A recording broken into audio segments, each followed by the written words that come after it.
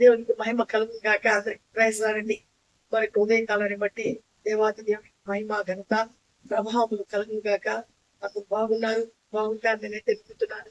ఈ యొక్క good Friday దినము సర్వ ప్రపంచానికి ఒక గుడ్ ఫ్రైడేగా ఉంటుంది. అంటే శుభ శుక్రవారం. ప్రపంచం అంతా ఈరోజు ఒక మంచి సందేశాన్ని వింటారు. విన్న వాళ్ళు మారు మనసు పొందుతారు. పొందుకున్న వాళ్ళు తలపోసుకుంటూ దేవుని మహిమపరుస్తారు.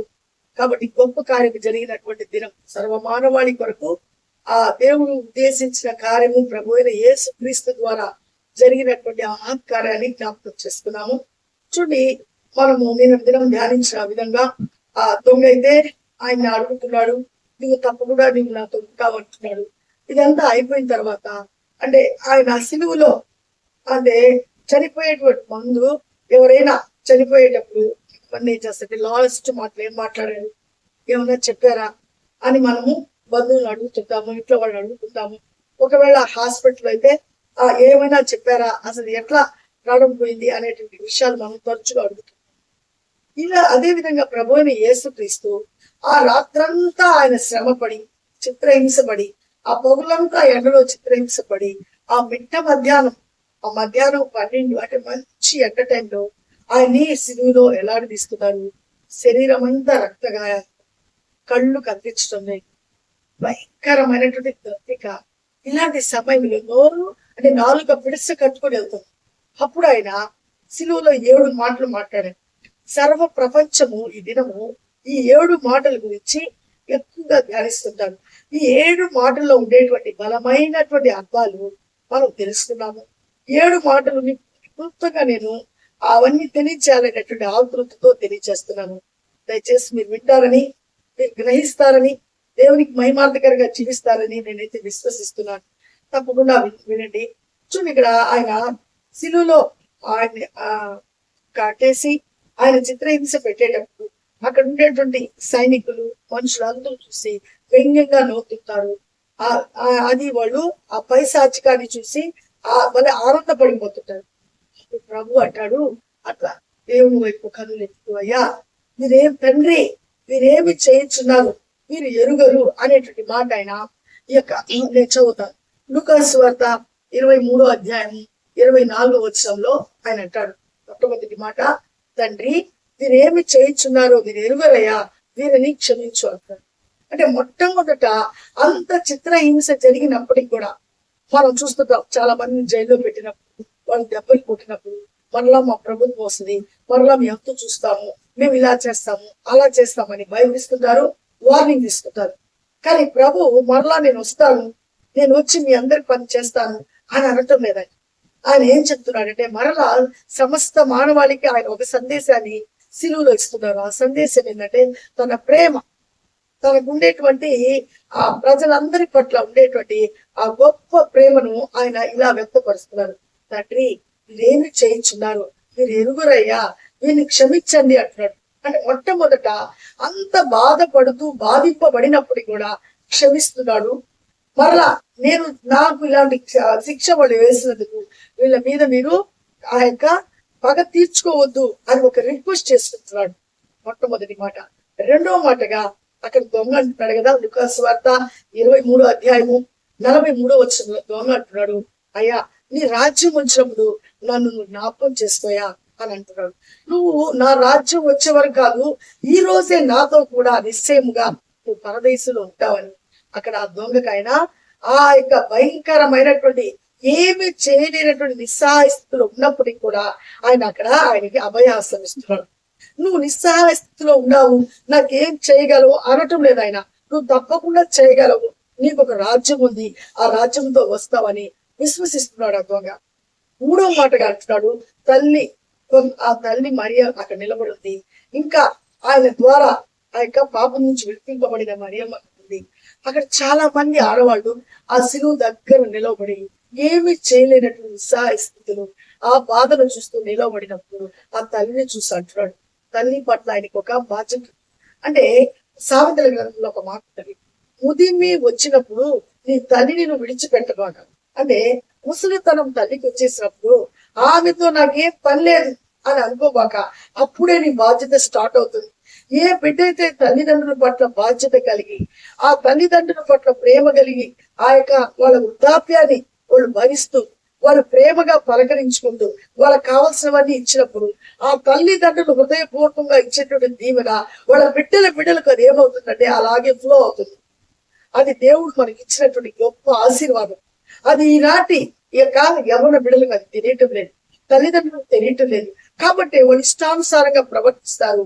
వాళ్ళకి ఇబ్బంది వచ్చినప్పుడు మాకు తెలియదు నేనేనా చాకాల్సింది, నేనేనా చూడాల్సింది, ఇంకో కొడుకు లేడా, ఇంకో కూతురు లేదా అనేటువంటి పోటీని పెట్టుకునేటువంటి సమాజంలో మనం ఉన్నాం.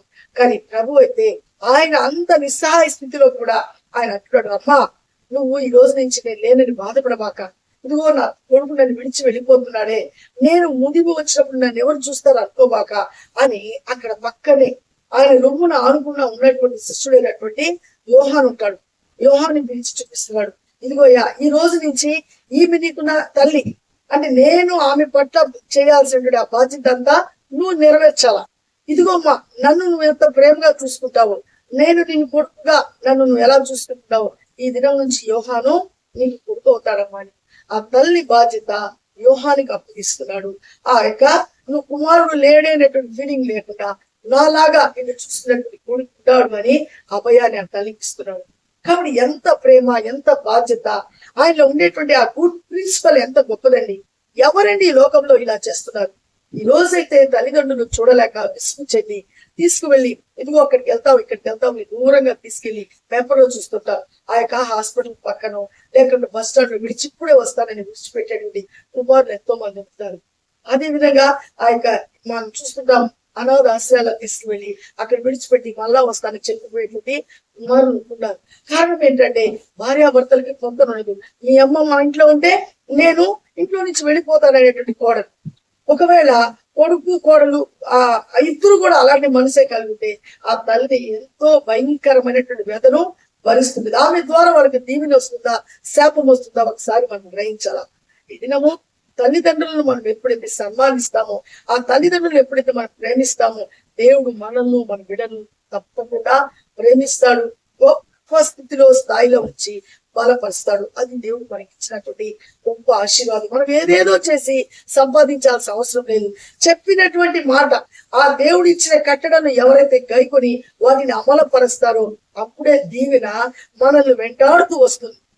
మాకు వద్దు అనకుండా అది మనల్ని వెంటాడుతూనే మన చుట్టూ అది ఆ దీవెన ఫ్లో అవుతుందని అది దేవుడు మనకి ఇచ్చేటువంటి మహాకృప. చూడండి 4వ మాటగా అంటున్నాడు, ఇదిగో నా దేవా నా చెయ్యి ఎందుకు విడిచావంటున్నాడు. అంటే అక్కడ దేవుడు లాగా అప్పుడు వరకు తండ్రి అని పిలిచేవాడు, ఇప్పుడు దేవా అంటున్నాడు. అంటే దేవుడు అంటే ప్రతి ఒక్కరికి ఆయన పెద్ద రాజు. దేవుడు అనేవాడు ఎవరంటే అందరికీ రాజు, అందరి మీద ఆయన అధికారి. కాబట్టి ఆయన దైవత్వంలో ఒక చిన్న ఏమీ లేని వాడి నిస్సాయ స్థితిలో ఉన్నారు. నన్ను ఎందుకయ్యా నువ్వు విడిచిపెట్టావు అని అక్కడ ఆయన ఏం చేస్తున్నాడు, తండ్రిని అర్జిస్తున్నాడు. అయ్యా నన్ను అంటే కొత్త ఎడబాటు వస్తుంది. ఆ ఎడబాటు అనేది లేకపోతే ఆ సిలువు యాగం అయి ఉండదు. ఈ రోజు మానవాళికి మోక్షం అనేది వచ్చి ఉండదు. కాబట్టి ఆ కొంత సమయము దేవుడు ఆయన చేయని అక్కడ విడిచిపెట్టినటువంటి సన్నివేశానికి ఈ యొక్క మత్తయి సువార్త 27వ అధ్యాయము 47వ వచనంలో చూస్తున్నాము. 5వ మాట యోహాను సువార్త 19:28 అంటాడు, దప్పిక గొలి ఉన్నాను అంటాడు. అంటే రాత్రంతా ఆయన తిరిగి దాహంతో ఆయన నోరు ఏమైపోతుంది, విడిసి కట్టుకెళ్తుంది. అంటే అక్కడ మనం చూడొచ్చు ఆయన ఆత్మీయ దప్పిక ఉంది, ఆయనకు వచ్చి శారీరక దప్పిక కూడా అక్కడ ఉంటుంది. ఈ 2 దప్పికలు ఉన్నాయి. ఆత్మీయ దప్పిక అంటే ఇదిగో వీళ్ళందరూ ఇన్ని గొప్ప కార్యాలు వీళ్ళ మధ్య చేసినా కూడా వీళ్ళు నమ్మలేదే, అయ్యా వీళ్ళందరూ నశించుకోవటము నాకు ఇష్టం లేదు, ఈ ఆత్మలన్నీ మరలోకానికి రావాలి అనేటువంటి ఒక దాహం ఆయనకు. అదే విధంగా శారీరకంగా ఆ యొక్క నాలుక పిడస కట్టుకెళ్తుంది కాబట్టి దప్పిక కొని. అప్పుడు వాళ్ళు 6వ మాటగా ఆయన అంటాడు, ఆ దప్పిక కొని ఉన్నాను అన్నప్పుడు అక్కడ ఉండేటువంటి వాళ్ళు ఆయన ఏం చేస్తారంటే ఒక యాసిడ్ లాంటి ఆ యొక్క చీరను ఆయన నోటికి స్పాంజితో అందిస్తాడు. ఇంకా నోరు కారిపోతుంది. అప్పుడు అంటాడు ఆయన యోహాను సువార్త 19వ అధ్యాయం 30వ వచనంలో, ఇదిగో సమాప్తమైంది, ఇంకా కంప్లీట్ అయిపోయింది, ఇంకా నేను బ్రతికేదానికి ఆస్కారం లేదు, మొత్తం కంప్లీట్ చేశాను. అంటే నాకు దేవుడు అప్పగించిన పనిని నేను కంప్లీట్ చేశాను అని ఒక జయముతో ఆయన అంటున్నాడు, సమాప్తం ఆయన. ఏడో మాటగా ఆయన అంటున్నాడు లూకా 23:46, దేవా నా ఆత్మను నీ చేతికి నేను దాన్ని అప్పగిస్తున్నాను అంటున్నాడు. అంటే ఆత్మను మనం ఎవరి చేతికి అప్పగించాలా? దేవునికి అప్పగించాలా. ఈ లోకంలో ఆత్మలను సులువుగా సైతానికి అప్పగిస్తారు, ఊరికి ఇచ్చేస్తారు, రైలు పట్టాలకు ఇచ్చేస్తుంటారు, పాలుకి ఇచ్చేస్తుంటారు, ఆ పురుగులు మందుకి ఇచ్చేస్తుంటారు. అంటే ప్రాణం అంటే అంత చుక్కన, అంత లెక్కలేంత. కానీ ప్రభు అయిన యేసుక్రీస్తు తన ప్రాణం, ఆ ప్రశస్తమైన ప్రాణము దేవునికి అప్పగిస్తున్నాడు. రోజు బ్రతికిన మనము ఇవన్నీ వింటుండేటువంటి మనము అవలంబిస్తూ, మనము చివరి వరకు దేవునితో నడుస్తూ, మనకించిన పనిని కూడా మనం సమాప్తం చేసి, నువ్వు నాయన నా ఆత్మ నీకు అప్పగిస్తున్నాను, నీ దగ్గరికి నన్ను చేర్చుకో అనేటువంటి దినము వరకు నమ్మకముగా ఆయన కృప పాత్రమై జీవిస్తాము. అట్టి కృప దేవుడు అనుగ్రహించుగాక. కాబట్టి ఈరోజు అందరికీ గుడ్ ఫ్రైడే ఎంజాయ్ చేయండి. ఆయన చేసిన కార్యములన్నీ తలందూసుకొని మనస్ఫూర్తిగా కృతజ్ఞతాస్తులు చెల్లిద్దాం. ప్రార్థించు. మహోన్నతుడా, జీవగలిగిన దేవా, జీవాధిపతి స్తోత్రం నాయన, నీ మహాకృపలో అద్భుతమైన ప్రేమలు ఈ యొక్క శుక్రవారాన్ని బట్టి మీకు వందనాలు, స్తోత్రాలయ్యా. ఇదిగో తండ్రి, బిడ్డలు నా తండ్రి ఆసక్తిగా నీ మాటలు వింటున్నారు.